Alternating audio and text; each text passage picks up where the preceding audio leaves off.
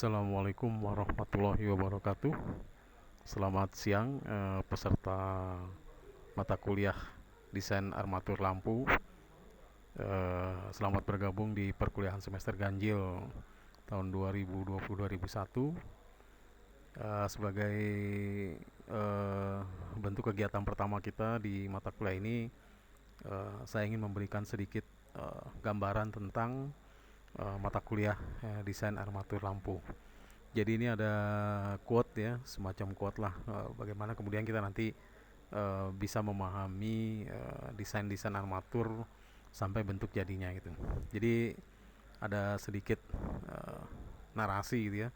Apa itu armatur? Armatur sebagai salah satu sumber pencahayaan buatan memiliki peran yang penting dalam mendukung terbentuknya citra ruang dalam sebuah interior.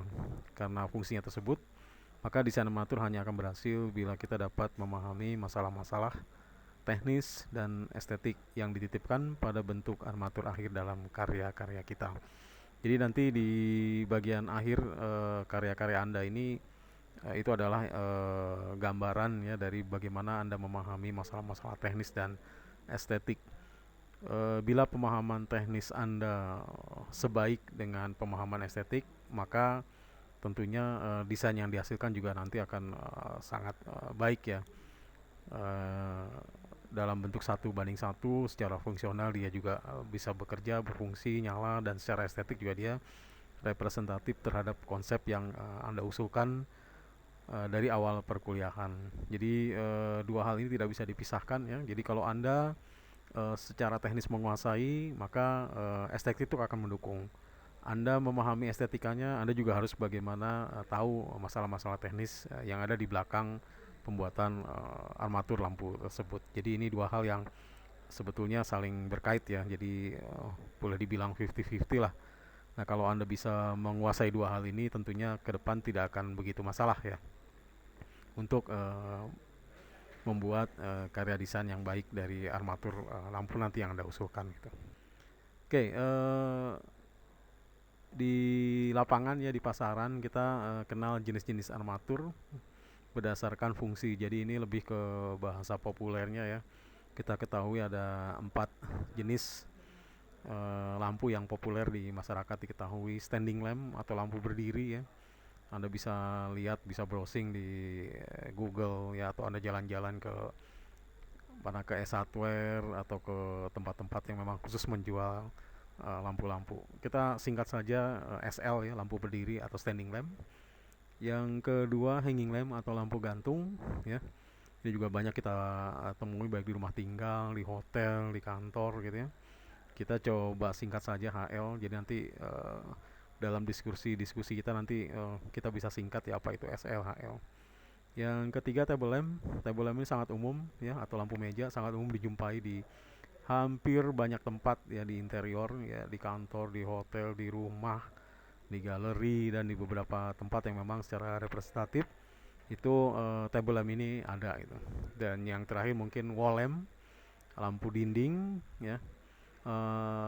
Ini juga banyak kita temui baik di interior bahkan di eksterior juga ada gitu ya. Lampu-lampu dinding ini biasanya tematik khas ya, khas sekali tematiknya, biasanya sangat erat kaitannya dengan arsitektural ya, dari interior dalam maupun eksterior dari bangunan. Kita sebut saja nanti WL gitu, wall lamp. Jadi nanti kita gunakan istilah-istilah yang lebih singkat lah untuk membahas desain-desain Anda.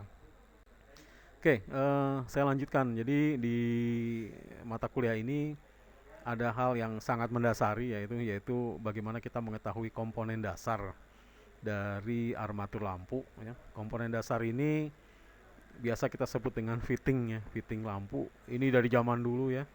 Dari zaman dulu ini dan sampai hari ini masih ada ya, karena memang masih banyak digunakan ya. Perkembangan terakhir kita lihat ada LED. Tentunya soketnya berbeda dengan ini. Jadi ini kalau ini diameternya sekitar 2,5 sampai 4 cm ya. Nah, kita lihat di yang terbaru nih LED itu bisa lebih kecil ya, bisa hanya di bawah 2 cm juga ada gitu ya. Jadi diameternya sangat kecil. Ya, secara prinsip sama sebetulnya cara kerjanya. Ya, bagaimana nanti sumber lampu itu diputar di sini, dimasukkan, dan kemudian ini adalah alat penyangga, baik dia lampu gantung, lampu berdiri, lampu meja, bahkan juga bisa untuk lampu dinding. Ini komponen dasar yang kita harus kenali dari sekarang supaya nanti kita tahu bagaimana tingkat kesulitan teknis yang harus diselesaikan dalam membuat armatur lampu karena dimensinya ya. Jadi kita nanti ada hal yang berkaitan dengan dimensi lebih kecil, lebih sempit, mungkin ini nggak cocok. Tapi untuk dimensi-dimensi yang besar ini masih bisa digunakan. Gitu. Oke, ini ada contoh dari aplikasi desain armatur lampu. Ini kebetulan saya ambil dari sebuah hotel ya. Saya lupa ini hotel apa, Five Hotel mungkin ya, yang begini-begini ya. Warnanya ungu gitu ya. Ini kita lihat ada lampu gantung di pojok kanan nih di dinding. Terus ada dua lampu meja atau table lamp. Jadi ini kebetulan temanya apa nih ya? Warna ungu gitu ya. Jadi glamor mungkin ya kalau kita lihat di sini. Jadi warna ini sangat mencolok gitu dalam ruangan. Ada di cushionnya, ada di headbednya ya, terus ada di lampu dan sebagainya. Jadi ini tematik ya. Jadi biasanya desain-desain seperti ini dipesan khusus ya berkaitan dengan pengerjaan hotel. Jadi saya ingatkan juga bahwa desain armatur lampu ini sebetulnya potensi juga ya untuk pengembangan bisnis di bidang interior. Jadi bukan hanya interior tapi juga komponen appliance dari aksesoris yang ada di interior. Oke, ini juga di lobby hotel ya. Di sebuah lobby hotel kita lihat ada sistem pencahayaan ya, ada downlight, ada lampu gantung, ada wall lamp. Jadi kita lihat sini yang berkaitan dengan bagian kita ini ada lampu gantung ya atau hanging lamp, terus juga ada wall lamp nih sebelah kiri ya. Jadi di bawah outlet AC ini ada 3 buah wall lamp dan ada lampu gantung yang jumlahnya 1, 2, 3, 4, 5, 6, 7 ya. Ya, jadi biasanya desain ini desain yang secara ini kita nyebutnya mungkin lebih ke apa nah, instalasi ya. Jadi dipasang tidak beraturan karena memang sesuai dengan tema yang diinginkan dari owner atau klien dari hotel ini. Oke, ini juga ada beberapa contoh ya bagaimana desain armatur itu dibuat berulang-ulang ya untuk membangun karakter dari sebuah ruangan. Ini kebetulan ada di sebuah hotel. Saya lupa ini hotelnya di Asia ya, tapi bukan di Indonesia kalau nggak salah nih. Jadi ada di bagian dinding satu ada berapa modul ya yang dalam koridor ini dan wall washer ya. Jadi dia menyapu ke dinding atas wall washer. Kita kenal juga ada yang namanya spotlight gitu ya untuk lampu dinding, tapi ini jenisnya wall washer. Jadi dia membentuk karakteristik dari tema yang diinginkan dari tema interior secara keseluruhan. Jadi dibikin berulang-ulang ya, terus disengaja di efek pencahayaan ini diarahkan ke arah dinding sehingga membentuk koridor yang diinginkan sesuai dengan tema. Ini pentingnya juga kadang-kadang kita melihat desain lampu tidak satu, tapi dia bisa dibuat berkali-kali ya. Ini baru di koridor, belum di lobby, belum di koridor kamar. Nah, jadi Anda bisa bayangkan berapa lampu yang kita akan buat untuk keperluan sebuah hotel, kantor ya dan sebagainya gitu. Oke, ada hal lain juga yang menarik sebetulnya ini Duratran ya. Jadi dinding yang dibuat sedemikian rupa dengan giant printing mungkin ini ya. Jadi ini ditempel bisa di kaca, bisa di akrilik. Kemudian di bagian belakangnya itu diberikan pencahayaan merata, jadi mirip seperti neon box gitu ya. Jadi efek yang kemudian muncul itu dinding yang berpendar pencahayaan dengan motif bunga teratai. Ini juga sebenarnya jenis armatur ya, cuman dalam skala yang sangat besar. Jadi skalanya skala dinding gitu. Jadi bukan skala mata lagi, tapi udah skala horizon ya. Jadi kita bisa lihat bagian bawah, bagian tengah, bagian atas dan seterusnya. Jadi secara prinsip ini sebenarnya sama dengan armatur, hanya memang memakan bidang yang lebih besar gitu. Ini contoh lain juga dari desain armatur kombinasi ya. Jadi kalau kita lihat di bagian yang coklat ini yang mirip jalusi ini sebetulnya lebih ke pencahayaan alami ya. Sementara di bagian yang agak curve ini melingkar ini ya, ini adalah kombinasi pencahayaan buatan dengan semacam nirmana ya, dinding nirmana 3D yang kemudian nanti di bagian tertentu itu diselipkan sumber pencahayaan buatan sehingga nanti efek yang diharapkan itu muncul lebih estetik yang membangun karakter ruang yang diinginkan. Jadi kalau kita lihat di sini sebetulnya kuat sekali bentuk armatur mempengaruhi tema interior. Jadi memang ini betul-betul dicari gitu bagaimana kemudian jenis armatur seperti ini sepertinya hampir sama tadi dengan yang Duratran ya, yang dinding daun teratai, hanya ini betul-betul berbeda. Jadi kalau ini materialnya juga diolah ya, terus pencahayaannya dibuat berulang-ulang dan punya efek yang 3 dimensi.